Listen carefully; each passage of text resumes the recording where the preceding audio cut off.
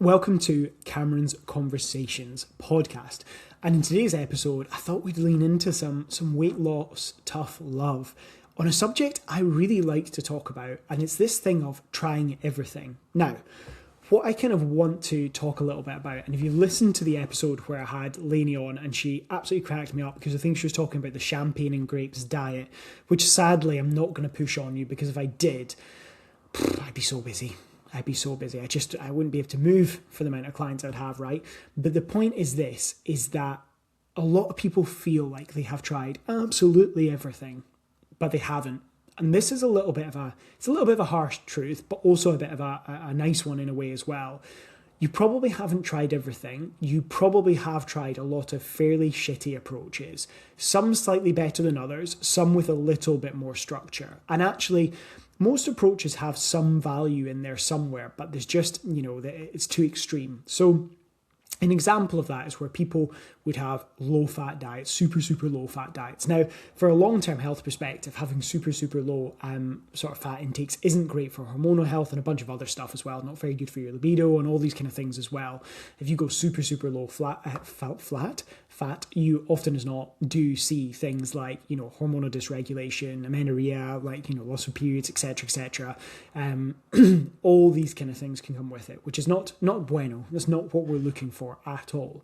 But there is a little element of, for some people, having some less high-fat foods in their diet makes sense, right? It's good to have some healthy fats in there, but we wouldn't want to be consuming tons and tons of high-fat products sometimes because they've got a lot of calories in them. As simple as that. It's not because they're bad, not because they're good, nothing in between. It is simply that they are quite high in calories. And if you are in a weight loss phase, having more fruits and veggies, which are more carbohydrates and obviously very fibrous, etc., and give you more food volume, helps. Whereas a lot of things that have fat in it, like cheese, for example, are delicious and tasty, but unfortunately not particularly filling, which is a damn shame because I bloody love cheese. If only it had triple the amount of protein it does. When it always makes me smile when someone's like, oh, it's a really good source of protein. I'm like, not for the calories it has in it. Not for the calories it has in it. Otherwise, I would probably be eating cheese all day long, quite happily, and smashing my protein up. But sadly, that is not the case. So there's often a little nugget of truth or value in most kind of myths or most, if you like, approaches to dieting. Not in the cabbage diet. That is just misery bottled up, right? And misery for everyone. Misery for the people around you in the office. Misery for the people on the bus with you. Misery for your family at home. So if you are thinking about the cabbage diet, think of the children. Just think of the people around you before you make such a rash decision. It makes me sad that people actually do the cabbage diet. And I have clients currently that I work with that one or two of them told me they've been in that kind of place where they're so frustrated they were kind of trying these kind of extreme approaches. And honestly, I genuinely, as much as I joke about it, my God, that must have been awful for them. Absolutely awful. So obviously, certain things don't have a lot of value, but things like, even if we look at Slimming World, dare I say it, you can look at that and say, well, you know what? Having some accountability can be useful. It's not a very good form of accountability. That's the unfortunate thing, and it often leads to people having a terrible relationship with food. And also, and this sounds a bit harsh, but I'm just going to go for it, shots fired, the caffeine must be kicking in, is that most Slimming World leaders don't have a clue about nutrition, bluntly. A lot of them have been through a bit of a weight loss journey themselves, regained 89%, that's not an accurate statistic, but 89% of the weight themselves, and are really struggling with their own nutrition. And I have actually worked with lots of people that have been kind of weight loss group leaders and stuff like that. And it's been really interesting. And obviously sometimes, like anything, people can get into it. They mean really well, but that lack of understanding, and then they can't come away from it and think, actually, yeah, do you know what? It's not something that I was ready for, or should have been involved in, etc. It's really interesting as well. And it's not in any way a criticism in the sense that it sounds like it's just the reality, right? In the same way that, bluntly, a lot of new PTs, because there's not a lot of nutrition qualification in the actual PT course, don't know very much about nutrition. And a lot of my friends, like I have a lot of friends who are PTs, would say the same, is they learned a lot more 5, 6, 7 years on about nutrition than they did in the first instance because they didn't have the tools. The eat well plate and being told that calories are important isn't quite sufficient to actually coach the damn thing. So the point is this, is that all these diets have a little bit of value, but the problem is they all tend to have the same problems, or they have similar groups of problems, right? Whether it's keto or low fat, it's very extreme. And a lot of the time, what happens is it's not very sustainable, right? I have absolutely worked with clients who've said to me, and this is multiple times, they did a ketogenic diet, they lost loads and loads and loads of weight, but they regained it so quickly. And some of them are talking about that regain in the short term, so they maybe did it for 2 weeks and they lost a stone, and I'm going to talk about that in a second, and then they regained it all, or half a stone or whatever it was.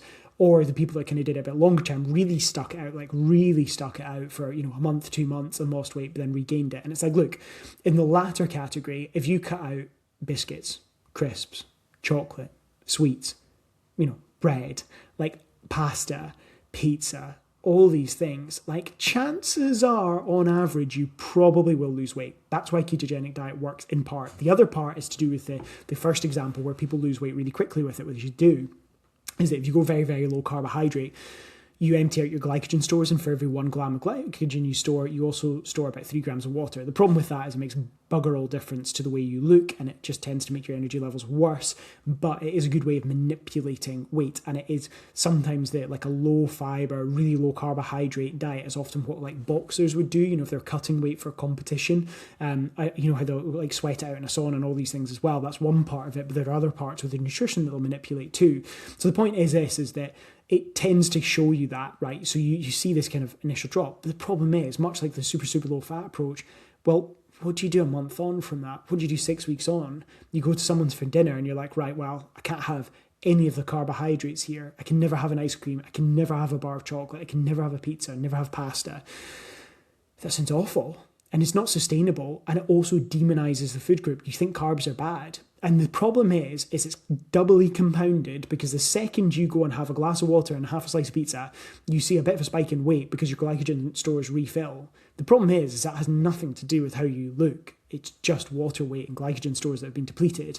But the point is that you obviously have that association there, and then you're kind of stuck with it. So it can end you in a bad spot. And this is what's difficult, is people can feel like they've tried everything, and sometimes they'll have some success, which is actually worse, because if you have success with the ketogenic diet, then you get bought into the idea that carbs are bad, and then you really are stuck in a loop, because you think to yourself, well, shit, this works for me. I know if I do it, I'll lose weight. But how the hell do I make that sustainable? How can I have dinner with my family? How can I make sure the people around me have a good relationship with food and see me to have a good relationship with food if I cannot eat those kind of foods ever? Like, it doesn't work. And there's this real friction that occurs because there's a sense of this is what I need to do, but then it's really hard to do, really, really hard to do. So it doesn't work well at all.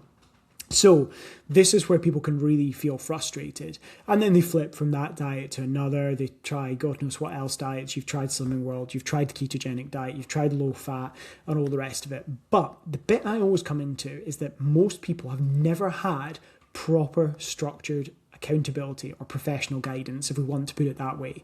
If we want to make it slightly more corporate-y. They just haven't. They have never had professional guidance. And this sounds slightly controversial, and I want to contextualise this, but your GP often doesn't count. What I mean by that is they are absolutely a professional, but the amount of hours your average GP studies nutrition it's like a handful, right? It's an absolute handful. Now, by no means am I suggesting you ignore medical advice. That's not what I mean. But what I mean is I have absolutely multiple times had clients who said to me, oh yeah, my GP, before I came to you, my GP recommended Slimming World or Weight Watchers, not Weight Loss, Weight Watchers, or these kind of things. And the reason for that is the NHS services around weight loss themselves are generally reserved for people at very high risk because they're obviously under-resourced. So you can maybe get professional guidance from like dietitians, but the problem is actually getting there. You usually have to be in a pretty bad spot, realistically. So that's not very helpful. The GP's also got 8 minutes, and you're trying to get them to give you advice around nutrition that actually sticks in 8 minutes. And I hold my hands up and say this, I couldn't do it. Like, I know that when I work with clients, week in, week out, we do detailed video check-ins that on average, maybe somewhere from 8 to 14 minutes long, right? So I'm giving them feedback 8 to 14 minutes long every week. I read through or watch through the feedback they give me, whether they're doing a check-in form or a video. I'm going in depth on that. I voice note them or message them depending on preference throughout the week.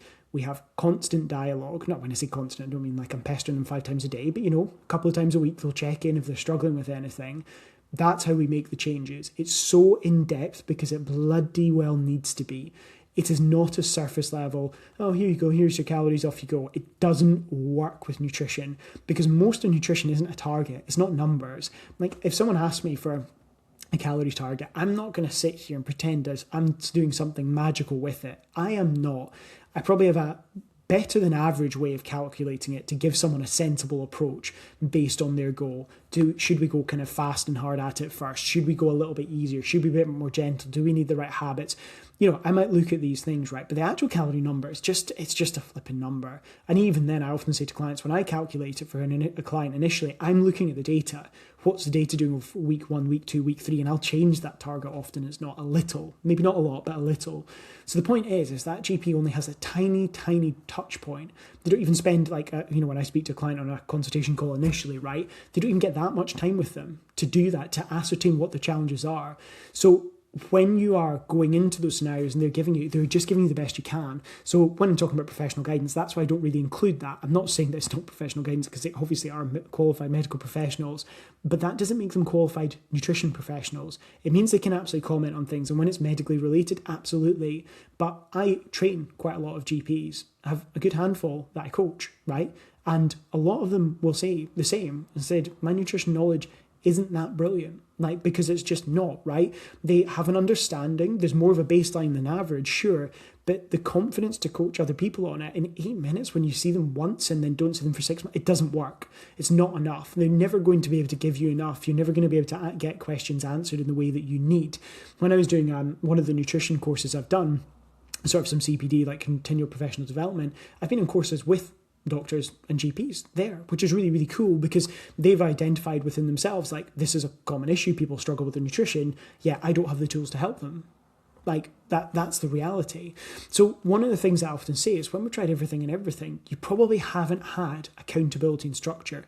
You probably haven't had someone in your corner taking you through it. Now, whether you're talking about something like Sorted in 6, which is a group program and is like a relatively inexpensive program, right? It's, it's not expensive at all for 6 weeks of coaching and accountability, then that's accountability, right? More than people have had. We have a group for everyone to be in. We have feedback for you weekly. It's written feedback, so it's detailed enough and way more detailed than you've ever received before to kick you on. Then we have one-to-one where it's a lot more analytical into your food diaries, into your training, into all the lifestyles, the emotional eating, all these things, right? But either way, the reason that we see so many people that are super successful in those programs is because they've actually got accountability. They've actually got support. It's not this surface level, brushed off type kind of thing. And you need more than that. When being told you just need to cut out carbs, well, where do you go with that in the long term? So you've tried the low carb thing, you've tried the low fat thing, you've tried Slimming World, you've tried this, you've tried that, you've tried a shake diet, you've tried a detox thing. Like there's so many of these things. So you feel like you've tried everything, but the reality is you've not had proper structured coaching. And the reason I think this is important, because you might think, oh, there's a bit of a sales pitch there, isn't it, for like coaching? In a way, sure, it probably sounds like it, but it's actually more about, I don't want someone to feel like the reason that they failed is because they just haven't tried hard enough. Now, let's be blunt. I'm sure, and hands up here, that I could absolutely say there are times that I've gone to diet and half-arsed it, right? I've not really given it a good go. Kind of tried, didn't stick it out after a few days and just fallen back into old habits. That's where I was before I got into a much better place with it many, many years ago now. But, that's where I've been. I've been in a position where I stress ate and gained weight. Like, I've been there, and I attempted a handful of times to get going and move something, and it didn't, and then it did. And funnily enough, it's also when I got coaching for accountability.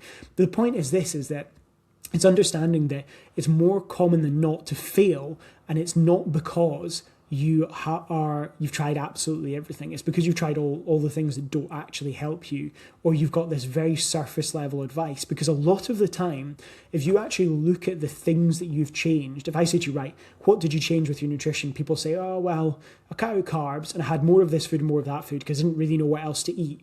And I just did that for a few weeks. And then eventually I just couldn't stick it out. I went out for my birthday and then I just fell off the wagon with it. So they've tried all these things, but there's very little structure to it. No one's ever sat and told you, well, actually, do you know what? I've looked at your food diary, Sandra, and I can see that you struggle with evening snacking, but no wonder your dinners aren't filling enough. you could put a bit more of this in or a bit more of that in, or actually your meal times are all over the shop. You eat at completely different times every day, or you're snacking loads and loads and loads, and you're doing that classic thing of you're trying to stick to a calorie target because you've realised that tracking calories is probably a good idea. You've seen a few videos on Instagram and YouTube about it, but what you've suddenly realised is that actually, like, you're eating your calories, sure, but you're eating them all in snacks. So then you end up wobbling over your calories because you're really hungry all the time and you think it's impossible to stick to 1,600 calories, but actually it's because you've got so many snacks and your snacks don't fill you up like your meals do. So there's all these things that come into it. A lot of the time, the reason you've actually been failing at dieting isn't because you have tried everything and nothing works for you. It's just that the things that you've tried have never given you that much. Right? It's all very surface level, right? It's a bit like being asked to fix a car engine after being told how to like do your tire pressure, right? Like it's pretty handy to be able to do your tire pressure, and it's useful to know little bits of that. Maybe you take that from the low fat approach, like, oh, sometimes if I have more higher protein and higher carb sources, like actually that's a bit more filling. Cool. But everything else you don't know how to do, you don't know how to handle. And then someone said, right, I need you to fix this carburetor. And you think to yourself, what the hell is a carburetor? And I barely know myself. So there we go. That's a nice insight to my lack of knowledge around cars. But the point is this, is that a lot of the time you're failing, it's a lack of knowledge, but also a lack of accountability thing. And you've always been given these surface level changes. You're given a detox kit where you have smoothies. Great, like smoothies are not a bad thing to have. I have a smoothie for breakfast every bloody day, as everyone knows probably by now. Like, I have that all the time. That doesn't solve all of my problems. That's me fixing the tire pressure, blowing up my tires and knowing how to assess my tire pressure. That's it. Like, I don't know how to do anything else. That doesn't help me that much. So that's one of the things that I think is really important when it comes to nutrition is actually you might not have tried everything. You actually have probably just tried a lot of things at surface level and never got any further help. So your understanding is no better. You know, you're 10, 12, 15, 20 years on, and a coach I was really a great educator kind of early in my career that I was really fond of in terms of the kind of education that they did. It was so impactful on me. I remember something he said always stuck with me, which was this idea that like repeating the same year 10 times is not 10 years experience. And he was talking about as a coach developing in a different context, but it applies with this is like, how much have you actually learned about nutrition in the last year? How much have you learned about your own nutrition and your own lifestyle that you can say that you've adapted and changed that's made it easier for you? Often the answer is people can say is nothing. They've tried a different diet on repeat year after year, but it never gets any farther than that. So a bit of tough love in the start where you probably haven't tried everything, even though you're telling yourself you have, but also something to maybe make you feel a bit more positive about actually maybe you've been trying the wrong damn things. Hopefully that was helpful for you. And if you are interested in one-to-one coaching, I feel like this episode's been a little bit heavier on it. Coaching is bloody great, but it is bloody great to be fair. And the one-to-one coaching we do is phenomenal. The success we get with our clients is unreal. I had so many clients in the last week move over to maintenance for the first time ever and feel like they're finally out of a dieting phase after so many years of being stuck in this loop of on-off dieting. It's just bloody brilliant to see. So if you are interested in one-to-one coaching, the link to one-to-one coaching will be in the show notes, and you can book a little call with me and we can talk a little bit through it. There is, of course, no pressure, and if it's not the right fit for you, I will say as much and I will nudge you in the right direction. But if I think we can get you in the shape of your life and in a much better place with your nutrition overall and a lot less stressed about it, then we can move into coaching. Anyway, have a great day and speak soon.